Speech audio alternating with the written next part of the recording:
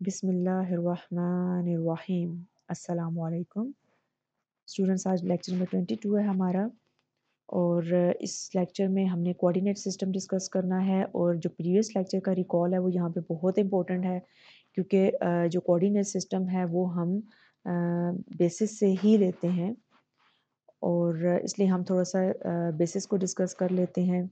हमने last lecture में देखा था कि बेसिस जो सेट हमारे पास वेक्टर स्पेसेस वी हैं, वेक्टर स्पेसेस वी से हम एक सेट ऑफ वेक्टर पिक करते हैं और हम कहते हैं कि ये जो सेट ऑफ वेक्टर अगर ये टू कंडीशंस को सेटिस्फाई करता है तो ये बेसिस फॉर्म करेगा for the vector spaces V. अब उसके लिए फर्स्ट कंडीशन थी कि उसमें जितने भी वेक्टर्स हमने जो पिक किए वेक्टर स्पेसेस वी से वो लीनियरली इंडिपेंडेंट होने चाहिए। दूसरी कंडीशन थी कि वो स्पैनिंग सेट की फॉर्म में लिखे जा सके, मीन्स कि वो स्पैन करें सेट ऑफ वेक्टर्स को। अब उसमें अगर उन दोनों में से कोई एक प्रॉपर्टी को भी वो सेटिस्फाई नहीं करता था तो वो बेसिस फॉर्म, वो सेट ऑफ वेक्टर्स जो हैं वो वेक्टर स्पेसेस वी के लिए बेसिस फॉर्म नहीं करते थे। फिर हमने कहा कि हम ऐसे करते हैं कि फाइंड करते हैं बेसिस। अब फाइंड करने में क्या था कि हमने वहाँ पे यूज़ किया concept the spanning set theorem. अब इसके लिए हमने जो कॉलम स्पेसेस हैं हमने उसमें कॉलम स्पेसेस भी हम कह सकते हैं, उन सेट ऑफ वेक्टर्स को हम बेसिकली जो सेट ऑफ वेक्टर्स हमने वेक्टर स्पेसेस वी से पिक किए हैं, अगर हम उनको ए मैट्रिक्स की फॉर्म में लिखें तो वो कॉलम ऑफ ए ही बन जाते हैं। तो इट मीन्स कि अगर हम सेट ऑफ वेक्टर्स की बात करें या कॉलम ऑफ ए की बात करें तो हम ए की बात कर रहे हैं। अब उसमें क्या था कि हमें पता होता था कि जो हमारे पास फॉर एग्जांपल 5 कॉलम्स हैं, 6 हैं, जितने भी कॉलम्स आ रहे हैं, हम उसको कन्वर्ट करते थे रिड्यूस एचलॉन फॉर्म में या एचलॉन फॉर्म में। उससे हम देखते थे कि हमारे पास पिवट कॉलम्स कितने हैं और नॉन पिवट कितने हैं। जो नॉन पिवट कॉलम्स होते थे उनकी वजह से लीनियरली डिपेंडेंस रिलेशन बनता था, जो कि वायलेट करता था बेसिस की first property linearly independent set वाली। तो हम क्या करते थे कि उस वो जो हमारे पास कॉलम्स थे नॉन पिवट कॉलम्स, हम उनको रिमूव कर देते थे स्पैनिंग सेट में से। और जो हमारे पास रेस्ट ऑफ द वेक्टर्स होते थे वो हम स्पैनिंग सेट में लिखते थे। हम कहते थे स्टिल ये उसको स्पैन एच को, अगर वो एच के इक्वल है या जिस भी सेट के इक्वल है तो हम कहते थे एस के इक्वल है, तो वो एस को स्टिल स्पैन कर रहा है। तो ये हमारा प्रोसीजर था कॉलम ऑफ ए के लिए। नल ऑफ ए के लिए क्या था? नल ऑफ ए के लिए हम बहुत दफ़ा डिस्कस कर चुके हैं कि जैसे हमारे पास नल ऑफ ए के लिए हम ए एक्स इक्वल्स टू 0 सिस्टम लेते हैं, होमोजीनियस सिस्टम, उसको सॉल्व करते हैं, उसमें जो फ्री वेरिएबल्स आते हैं हम फिर उस नॉन ट्रिवियल मीन्स के नॉन ट्रिवियल सोल्यूशन आता है। जब एक भी फ्री वेरिएबल होता है तो नॉन ट्रिवियल सोल्यूशन होता है, हम उसको वेक्टर फॉर्म में लिखते हैं और वेक्टर फॉर्म में हमारे पास जो फाइनल फॉर्म बनती है उसमें से हम वेक्टर्स को पिक करते हैं, क्योंकि हम उसे spanning set of the vectors की फॉर्म में भी लिख सकते हैं।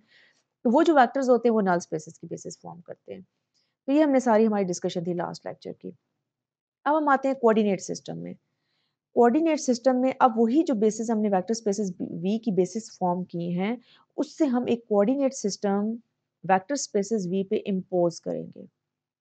ये वो कोऑर्डिनेट सिस्टम होगा जो हमारा आज का टॉपिक है। अब उसका फ़ायदा क्या होगा? उससे ये होगा कि ये जो वेक्टर स्पेसेस वी है, ये ज़रूरी नहीं है कि आपके पास ये सेट ऑफ वेक्टर्स ही हों इसमें। इसमें जितने भी आपके पास जो वेक्टर्स हैं, जो वी से आप कहते हैं कि जैसे बिलॉन्ग कर रहे हैं, उसको हम रिप्रेजेंट करते हैं आर एन से। ये जैसे यहाँ पे ये आर एन लिखा हुआ है, इसको हम हाईलाइट कर लेते हैं आर एन को।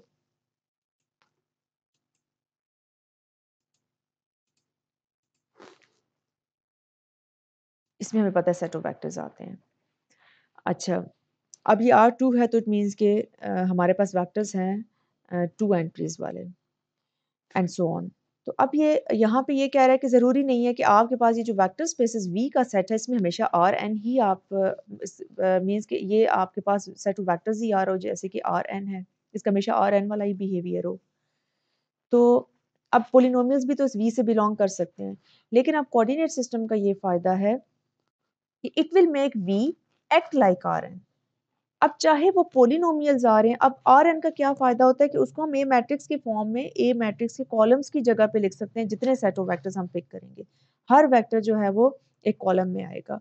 अब अगर फॉर एग्जांपल इस आर एन की जगह पे कैपिटल पी एन आ गए, जिसको हम सेट ऑफ पोलिनोमियल्स कहते हैं, और तो फिर हम क्या करेंगे?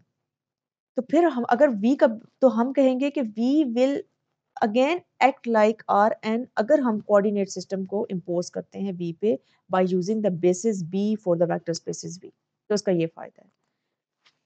अब उसके लिए सबसे पहले तो वो इंडिपेंडेंस रिलेशन के लिए एक शो करता है लीनियर कॉम्बिनेशन। वो किस तरह से करेगा यूनिक रिप्रेजेंटेशन थ्योरम में कि आपने वो जो बी बेसिस पिक की थी वेक्टर स्पेसेस वी से जो सेट ऑफ वेक्टर्स पिक किया था जो बेसिस फॉर्म कर चुका है, ठीक है, वहीं से ही बेसिकली जो बेसिस फॉर्म कर चुका होता है वहां से कोऑर्डिनेट सिस्टम बनता है। जिसने बेसिस ही नहीं फॉर्म की तो कोऑर्डिनेट सिस्टम नहीं बनेगा।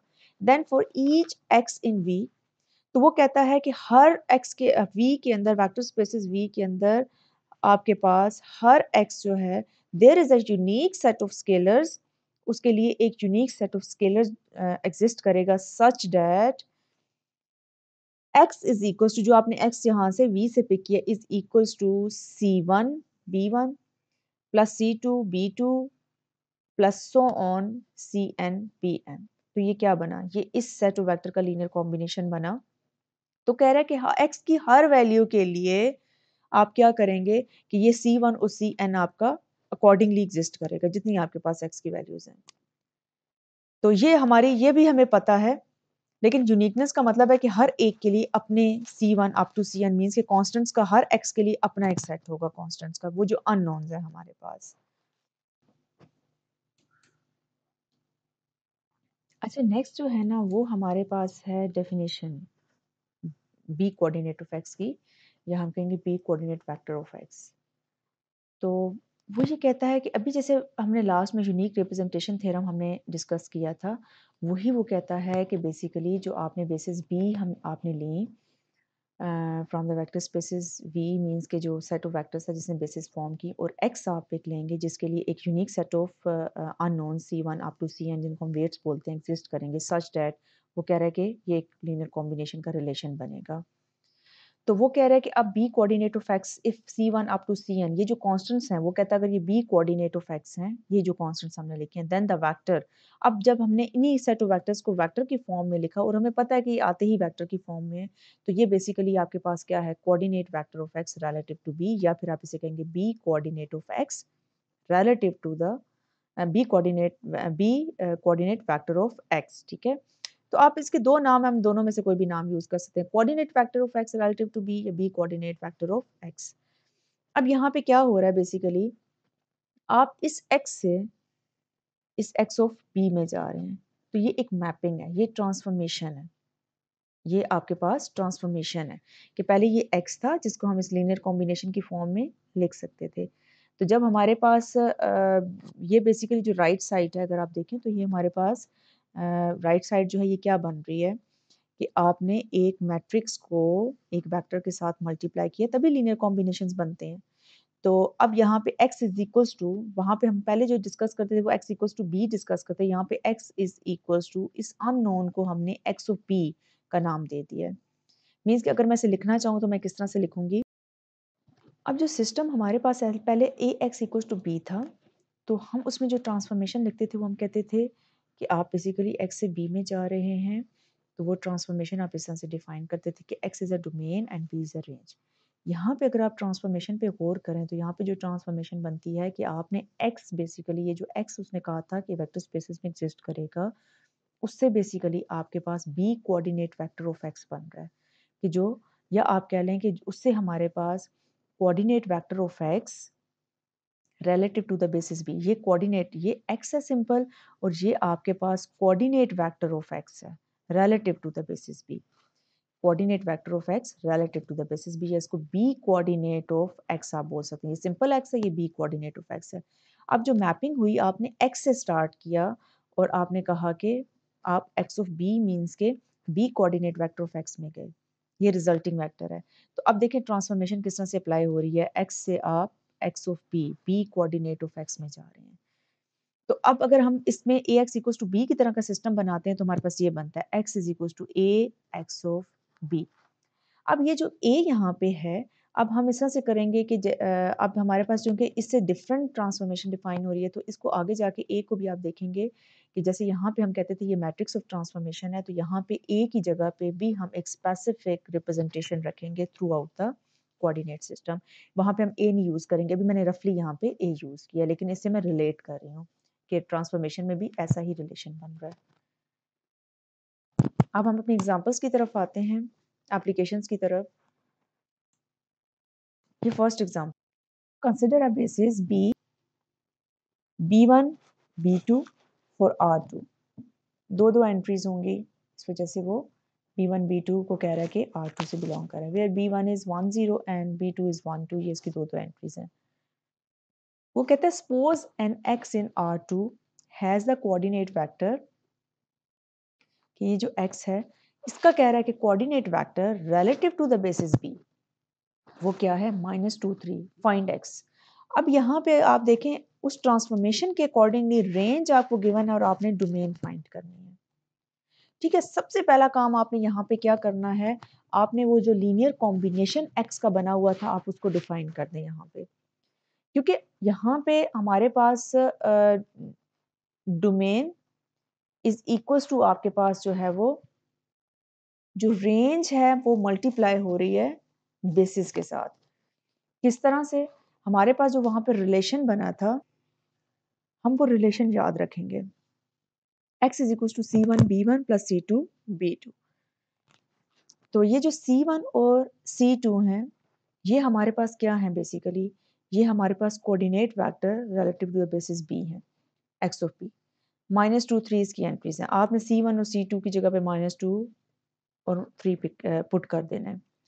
B1 और B2 आपको दोनों बेसिस के जो दोनों वेक्टर्स हैं वो भी गिवन है, आपने सिंपल इसको मल्टीप्लाई करना है, ऐड करना है, आपका आंसर आ जाएगा और आपने x फाइंड कर लिया।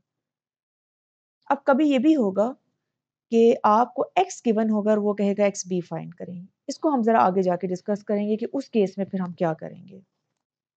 The entries in the vector x is 1 6 are the coordinates of x relative to standard basis E। तो वो कह रहा है कि ये जो x है बेसिकली ये x कहाँ से आया है, ये कह रहा है कि स्टैंडर्ड बेसिस हैं, जैसे हमें E1 और E2 में आ रहा है। E1 E2 से हम फेमिलियर हैं कि ये E1 E2 क्या है, ये आइडेंटिटी मैट्रिक्स के कॉलम्स हैं। ये हम पहले भी डिस्कस कर चुके हैं कि हमारे पास जो x है वो हम लिख सकते हैं I एन x के इक्वल यहाँ पे। तो वो कह रहा है कि ये बेसिकली अगर इसको भी मैं कहूँ कि ये x relative to the standard basis E है तो ये मेरे पास बिल्कुल ये वाला x इसी फॉर्म में आ जाएगा। लेकिन किस तरह से आएगा मेरे पास, कि अगर आप यहाँ पे देखें तो अगर हम मैं कहती हूँ x equals to I N x means कि जो बीजीएसपी ऑर्डर का है 1 6, इसको मैंने इसकी मैंने स्टैंडर्ड बेसिस इसको मैंने रिलेट किया है x को। अब ये ट्रांसफॉर्मेशन आपके पास इस तरह से हो जाएगी कि हम कहेंगे x relative to the standard basis E, x relative to the basis B।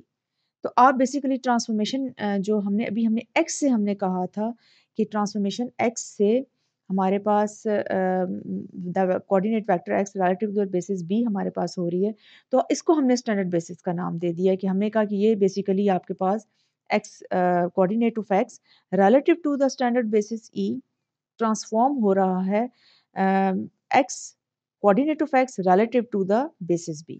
तो ये एक ट्रांसफॉर्मेशन अप्लाई हो रही है। तो इसको हम दोनों तरह से फाइंड कर सकते हैं, ये गिवन है तो इसको कैसे फाइंड करना है, अगर ये गिवन है तो हम दूसरी साइड कैसे, मीन्स कि डोमेन गिवन है रेंज कैसे फाइंड करेंगे, रेंज गिवन है तो डोमेन कैसे फाइंड करेंगे। यही दो चीज़ें होंगी जो हमने फाइंड करनी होंगी। या फिर इनका वो जो वहाँ पे हम मैट्रिक्स ऑफ ट्रांसफॉर्मेशन की ट्रांसफॉर्मेशन में बात करते थे कि वो हम कैसे डिस्कस करेंगे, उसको हम थोड़ा आगे जाके डिस्कस करेंगे। अच्छा, हम एक और एग्जांपल की तरफ आते हैं।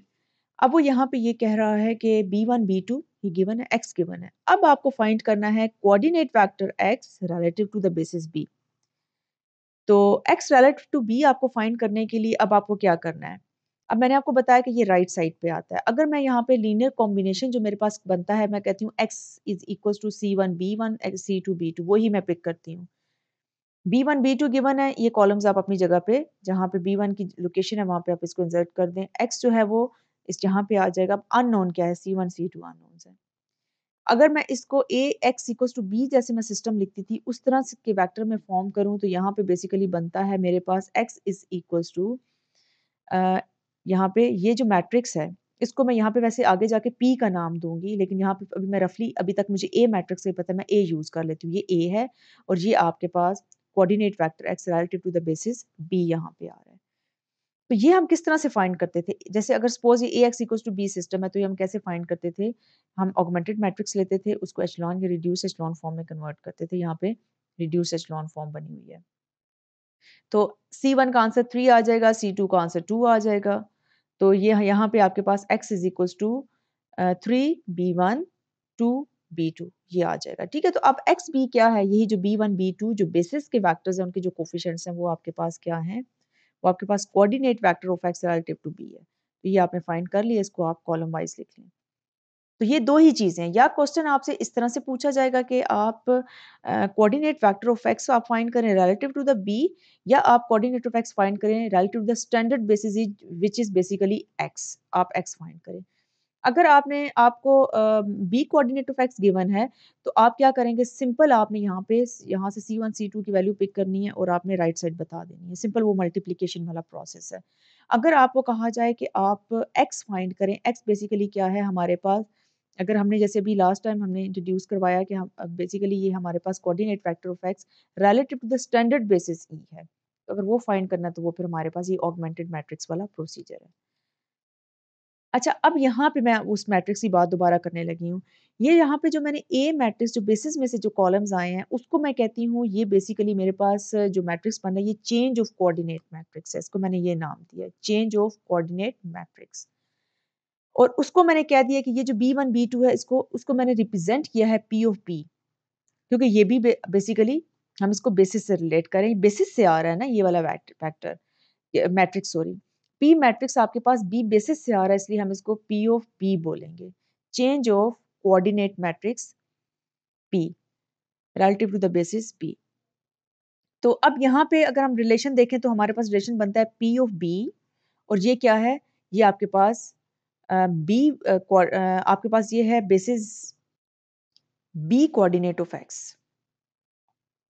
तो अब ये देखिए हमारे पास ये रिलेशन बन गया, x is equals to P of P and multiply by B coordinate of x, या फिर coordinate of x relative to B, दोनों नाम है इसके। अब वो कह रही है जो P ऑफ B है इसको हम कहेंगे चेंज ऑफ कोऑर्डिनेट मैट्रिक्स।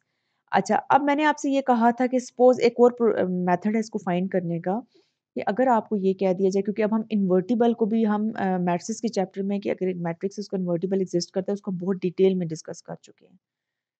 अब यहाँ पे हम एक काम करेंगे, अगर हमें यहाँ पे ये जो x है जिसको हमने कहा था कि आपके पास बेसिकली जो स्टैंडर्ड बेसिस हैं उसको आप कहते हैं कि वहाँ से ये उसका रिलेशन आप इसी तरह से बता, coordinate of the vector x relative to the standard basis e अगर आपको फाइंड करना है तो आपको p ऑफ b गिवन है और आपको b coordinate of x given है, आप इन दोनों को मल्टीप्लाई करेंगे तो आपके पास आ जाएगा। अब ये है कि अब एक तो हमारे पास मेथड था कि अगर फॉर एग्जांपल आपको x भी गिवन है और p of b change of coordinate matrix भी गिवन है, तो आपको b coordinate of x find करना है तो आप किस तरह से करेंगे, वही आपका ऑगमेंटेड मेथड वाला मेथड आप फॉलो करेंगे जो रो रिडक्शन वाला है। ऑगमेंटेड मैट्रिक्स लेके उसको आप एचलॉन या रिड्यूस एचलॉन फॉर्म में कन्वर्ट करेंगे। अच्छा, अब दूसरा प्रोसीजर हमारे पास क्या, अब हमें पता है कि ये जो P ऑफ B है ये इस बेसिस से आया है, सेट ऑफ बेसिस, ये जो vector set of basis form कर रहे हैं, अगर ये बेसिस फॉर्म कर रहे हैं तो P ऑफ P जो है जो मैट्रिक्स के आपके पास ये जो सेट ऑफ वेक्टर्स हैं ये इन्वर्टिबल भी होंगे बाय इन्वर्टिबल मैट्रिक्स थ्योरम। मैं इसको रिपीट करती हूँ कि अगर ये P ऑफ P में जो हमने जो वेक्टर्स लिए चेंज ऑफ कोऑर्डिनेट मैट्रिक्स के अंदर आपके पास जो सेट ऑफ वेक्टर्स आएंगे वो मस्ट होगा कि वो इन्वर्टिबल होगा, और ये हम बाय इन्वर्टिबल मैट्रिक्स थ्योरम हम ये बात कर रहे हैं। तो अब P ऑफ P का जब इन्वर्स एग्जिस्ट करेगा तो हम क्या करेंगे, हम सिंपली सबसे पहला काम स्टेप 1 ये होगा P ऑफ P का हम इन्वर्स फाइंड कर लें। ये एक और मेथड है कि P ऑफ B का हम इन्वर्स फाइंड करें। अब हमारे पास बहुत से मेथड्स हैं इन्वर्स फाइंड करने, आप एडजॉइंट वाला मेथड आप बेशक अडॉप्ट कर लें कि adjoint of the matrix P divided by its determinant. तो वो जब आप फाइंड कर लेंगे तो बेसिकली आपके पास फिर इस x से ये मल्टीप्लाई हो जाएगा तो आपके पास b कोऑर्डिनेट ऑफ x आ जाएगा। किस तरह से कि अगर जैसे हमें हमारे पास मैट्रिक्स के रूल्स होते हैं, अब ये देखिए कि क्या रूल है कि अगर मैंने इन्वर्स सपोज इसको रिमूव करना है तो मैं यहाँ पे p ऑफ b जो चेंज ऑफ कोऑर्डिनेट मैट्रिक्स का इन्वर्स है वो मैं यहाँ पे अप्लाई कर दूंगी, इसकी लेफ्ट साइड पे अप्लाई करूंगी, तो ये x की भी लेफ्ट साइड पे अप्लाई होगा इस तरह से p of b inverse p of p inverse, तो ये दोनों आइडेंटिटी में कन्वर्ट हो जाएंगे। तो आइडेंटिटी अगर किसी भी मैट्रिक्स के साथ, क्योंकि ये है तो हमारे पास इनफैक्ट मैट्रिक्स, उसे मल्टीप्लाई होगी तो हम उसको वहाँ से रिमूव कर देंगे। तो P of B inverse x equals to x of B, जिसको हम कहते हैं बी कोऑर्डिनेट ऑफ एक्स। तो अब क्या है कि आपने वही जो आपके पास बेसिस है उसका इन्वर्स ले लें, उसको आप एक्स से मल्टीप्लाई कर दें तो सिंपल आपके पास बी कोऑर्डिनेट ऑफ एक्स आ जाएगा। तो दोनों तरह से हम ये एक तो ये वाला फॉर्मूला यूज़ करके, दूसरा ये वाला फॉर्मूला यूज़ करके हम ये दोनों अगर अननोन्स हम दोनों फाइंड कर सकते हैं इजीली। और बाकी हमें पता है कि जो change of coordinate matrix P है वो आपके पास बेसिस जो फॉर्म कर चुका है वहीं से आपके पास आया है। अच्छा, यहाँ पे एक और चीज़ वो ये बताता है कि अगर ये जो जब आप P of B change of coordinate matrix की बात कर रहे हैं तो अगर वो उसका इन्वर्स एग्जिस्ट करता है तो हमें बाय इन्वर्टिबल मैट्रिक्स थ्योरम पता है कि वो one to one linear transformation होगा from R N onto R N. क्योंकि देखिए इन्वर्स तभी एग्जिस्ट किया ना, वो सेम ऑर्डर का मैट्रिक्स था कि जो आपके पास पी मैट्रिक्स था जो सेट ऑफ जो आपके पास सेट ऑफ वेक्टर से बेसिस फॉर्म कर रहे थे वो सेम ऑर्डर का था, तभी उसका इन्वर्स एग्जिस्ट किया। क्योंकि आप डिटर्मिनेंट भी तो तभी ले सकते हैं ना सेम ऑर्डर का होगा तो सेम इसका मतलब है कि वो one to one linear transformation है from R N to onto R N. तो यहाँ पे वो इस थ्योरम में वही बात बता रहा है, b is equals to B one up to B and B the basis for the vector spaces b then the coordinate mapping x to b coordinate of x is a one to one linear transformation from v onto R N की ये one to one linear transformation बनती है। अच्छा, अब जो मैंने आपको बिल्कुल लेक्चर के स्टार्ट में बताया था कि अब ये देखें एग्जांपल 5 है। एग्जांपल 5 में इसने क्या किया है कि जो वेक्टर स्पेसेस हैं उसमें से उसने P3 पिक किया और उसने कहा कि ये जो P3 के जो पॉलिनोमियल हैं ये बेसिकली आपके पास बेसिस फॉर्म कर रहे हैं और वो आपके पास बेसिस उसको आप स्पैनिंग सेट की फॉर्म में सेंस लिखेंगे 1t t square t cube इस फॉर्म में लिखेंगे। तो वो कह रहा है कि अब इसमें अगर मैं पी ऑफ टी की बात करूँ, टिपिकल एलिमेंट की बात करूँ कि इसका एक लीनियर कॉम्बिनेशन लिखूँ तो P of T is equal to A naught plus A one T plus A two T plus A three T, मेरे पास टी क्यूब आ जाएगा। तो अगर मैं बात करती हूँ कि पी अगर मैं एक और ले लेती हूँ क्यू ऑफ टी तो मैं इसको कह दूँगी B B naught plus B one of T plus B two of T. तो इस तरह से मेरे पास ये जो कॉन्स्टेंट्स हैं वो मेरे पास ए नॉट से लेके ए थ्री तक जितने कॉन्स्टेंट रियल नंबर से बिलोंग करें इट मीन्स कि इनकी वैल्यूज इनफाइनाइट है। अच्छा, अब इम्पोर्टेंट चीज़ ये है कि अब इसने ये जो P3 है it should act like R N, R N की तरह की ये जिस वेक्टर स्पेसिस से बिलोंग कर रही है उस वेक्टर स्पेसिस को आर एन की तरह एक्ट करना चाहिए। उसके लिए मैं क्या करूँगी, P of P B coordinate of x जो मैंने कहा था यहाँ पे B coordinate of the polynomial है उसको मैं बिल्कुल इसी सीक्वेंस में लूँगी a naught a one a two a three. इसके ये जो कोफिशेंट्स हैं वो मैंने उसी तरह से एक उसका मैंने एक कॉलम मैट्रिक्स बना लिया, एक फैक्टर बना लिया। तो ये मैं तभी कर सकी हूँ जब मैंने कोऑर्डिनेट सिस्टम जो है वो वेक्टर स्पेसेस पे इम्पोज किया है और मैंने वो कहाँ से जनरेट किया, जो बेसिस उसकी फॉर्म हो चुकी हैं वहां से मैंने जनरेट किया।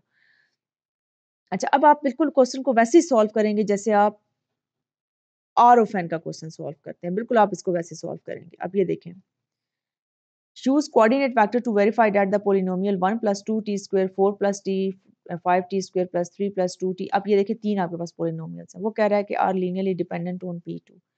आपने ये शो करना है। अब देखें इसमें डिपेंडेंस शो करनी है लेकिन उसमें हम हेल्प ले रहे हैं कि हम अब इसको मैट्रिक्स फॉर्म में लिख रहे हैं, हमें ये फ़ायदा हो गया है। अब हमने क्या किया, इसे मैट्रिक्स फॉर्म में उसी तरह से लिखा। अब ये देखिए 1 एक फर्स्ट पॉलिनोमियल है वो फर्स्ट कॉलम बनाएगा 1, इसमें t नहीं है 0 2 टी स्क्वायर का कोफिशिएंट 2 हो जाएगा। इसमें 4 1 5 4 1 5 सेकंड जो पॉलिनोमियल्स हैं वो कॉलम वाइज आते जाएंगे। आपको ये फ़ायदा होगा यहाँ पे। इसको एचलॉन फॉर्म में या रिड्यूस एचलॉन फॉर्म में कन्वर्ट करें। कन्वर्ट करने के बाद आप देखेंगे कि 2 पिवट पोजीशन है। तो हम यहाँ से भी बता सकते हैं कि 2 पिवट पोजीशन की वजह से हम कहेंगे कि हाँ ये लीनियरली डिपेंडेंट है। ये लीनियरली डिपेंडेंस रिलेशन बनाते हैं इन P2। तो अब वो कह रहा है कि वो उसने लीनियरली डिपेंडेंस रिलेशन बता भी दिया है कि लीनियरली डिपेंडेंस रिलेशन किस तरह का बनेगा। अगर मैं डायरेक्टली इस पोलिनोमियल वैसे ये इसका सोल्यूशन का पार्ट नहीं है, ठीक है? तो आपने सिर्फ और सिर्फ बताना है, वो हमने जब पिवट हमारे पास 2 ही आई हैं तो ये चीज़ प्रूव हो चुकी है। अदरवाइज़ अगर मैं 1 प्लस 2 टी अगर मैं डायरेक्टली इसको करना चाहूँ, मैं इस मेथड से ना भी करना चाहूँ तो मैं ये तो मेरे लिए एक आसानी हो गई कि इसे मैं मैट्रिक्स में इसके मैं कोएफिशिएंट्स कॉलम वाइज़ में लेके हर पॉलिनोमियल के तो मैं इसको इस तरह से सॉल्व कर लूँ। तो अदरवाइज़ ये है कि मैंने डायरेक्टली बताना होगा तो मैं कहूँगी कि मैं अगर मैं यहाँ पे देखूँ तो देखिए इसमें टी स्क्वायर और टी दोनों आ रहे हैं, इसमें टी आ रहा है, इसमें टी स्क्वायर आ रहा है। इट मीन्स कि इन दोनों को मैं अगर किसी तरह से ऐड सम जो भी है मल्टीप्लिकेशन करके इसके इक्वल ले सकती हूँ। तो अब मैं क्या काम करूँगी कि अगर मैं इसको 2 से मल्टीप्लाई कर दूँ, 2 टाइम्स जैसे 4 plus t square plus 5 t square है, this is equals to 3 plus 2t plus 1 plus 2t square. Simple आपने ये काम करना है। अब देखें यहाँ पे वो बेशक जो है वो इसको पहले लेफ्ट साइड पे ले ले इसको और इन दोनों को राइट साइड पे ले ले, इससे क्या फ़र्क पड़ता है? तो आप ये रिलेशन किसी तरह से भी बना सकते हैं।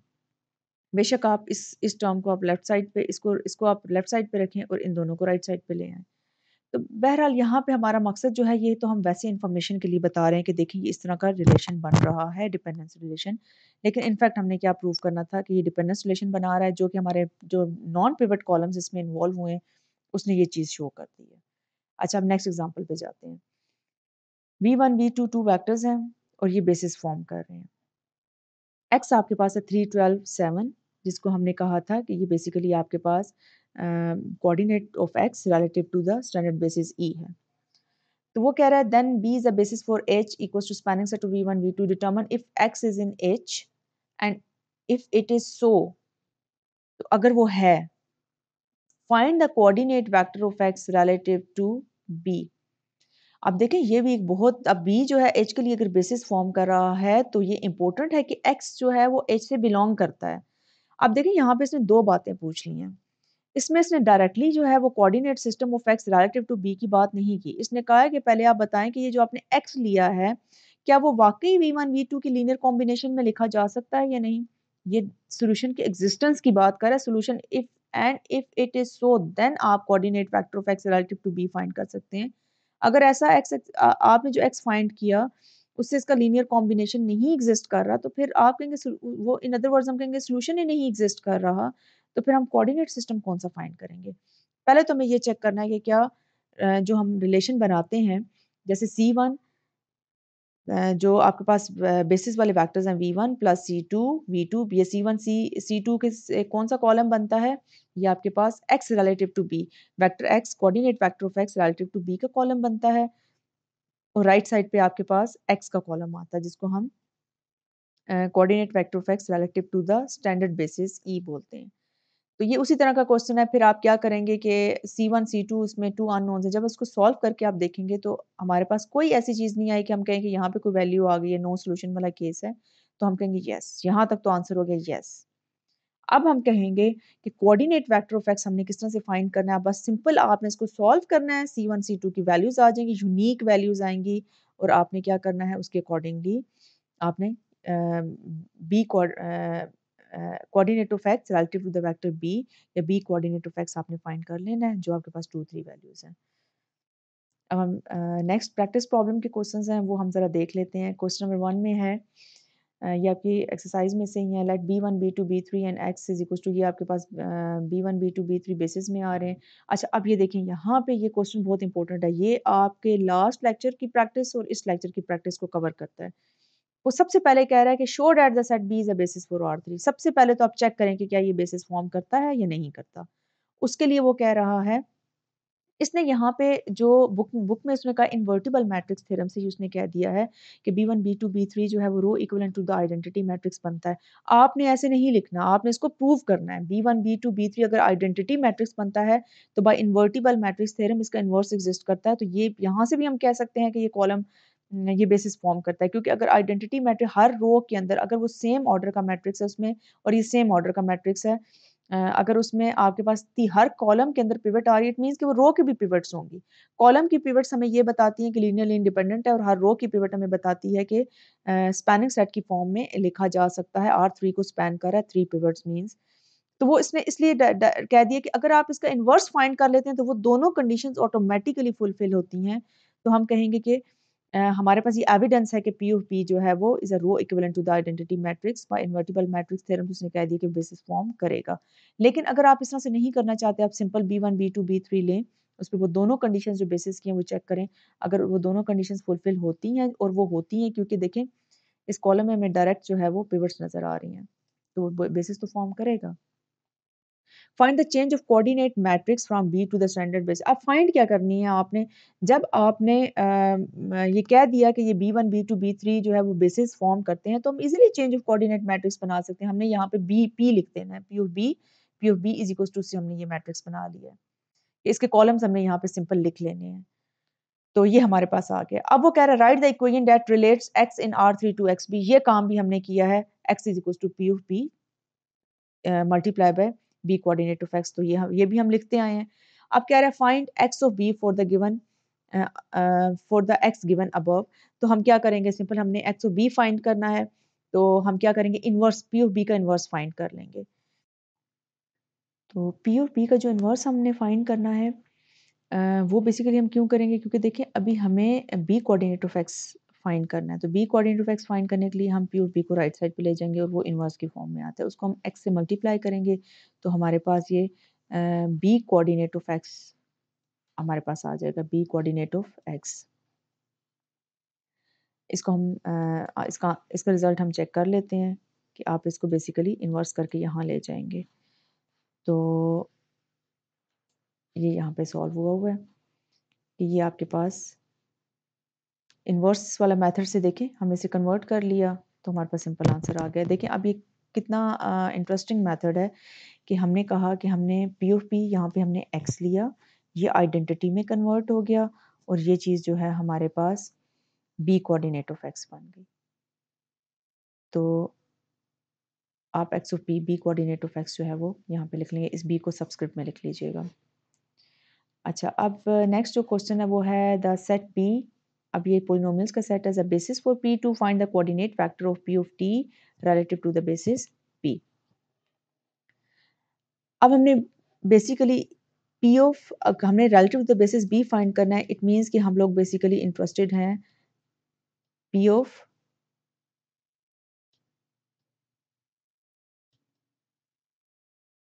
बी के relative to B, B coordinate of the polynomial P हमने फाइंड करना है। तो वो ही आप रिलेशन बनाएंगे कि आप कहेंगे C1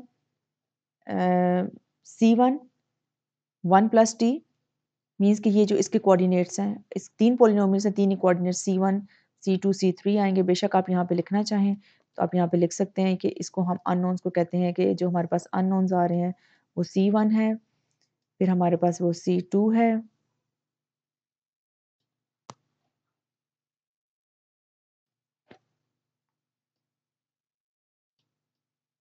फिर वो हमारे पास C3। ये हमारे पास अननोन्स है। ठीक है, हम ऐसे करेंगे कि इन अननोन से हम ये रिलेशन बनाएंगे C1 और ये फर्स्ट बेसिस का फर्स्ट वेक्टर, इसको हम वेक्टर फॉर्म में लिख सकते हैं ना, कॉलम मैट्रिक्स की फॉर्म में। C2 second, C3 third, equals to P of T 6 plus 3 T minus T second, जो कि हमारे पास स्टैंडर्ड पोलिनोमियल से हम कहेंगे कि ये बेसिस आती हैं। Equating coefficient like power of T. तो अब हमने क्या करना है कि हमने सिंपल इसको इक्वेट कर लें। आप इक्वेट भी कर सकते हैं और आप, मैंने जैसे आपको बताया, आप इसमें मैट्रिक्स की फॉर्म में लिख के भी आप इसको सॉल्व कर सकते हैं। तो आपकी अपनी चॉइस है यहाँ पे, क्योंकि पोलिनोमियल में आप बिल्कुल भी बाउंड नहीं है कि आप कैसे सॉल्व करते हैं। सॉल्व करने के बाद C1 C2 C3 का आंसर आ जाएगा। तो ये आपके पास B coordinate of the polynomial P आ गया। ये स्टूडेंट्स प्रैक्टिस प्रॉब्लम्स हैं 4.4 एक्सरसाइज के, ये काइंडली आप देख लीजिएगा। इसमें कोई भी प्रॉब्लम होती है तो हम इंशाल्लाह ताला ड्यूरिंग हम ऑनलाइन सेशन या फिर कैंपस पे डिस्कस कर लेंगे इंशाल्लाह। अल्लाह हाफिज़।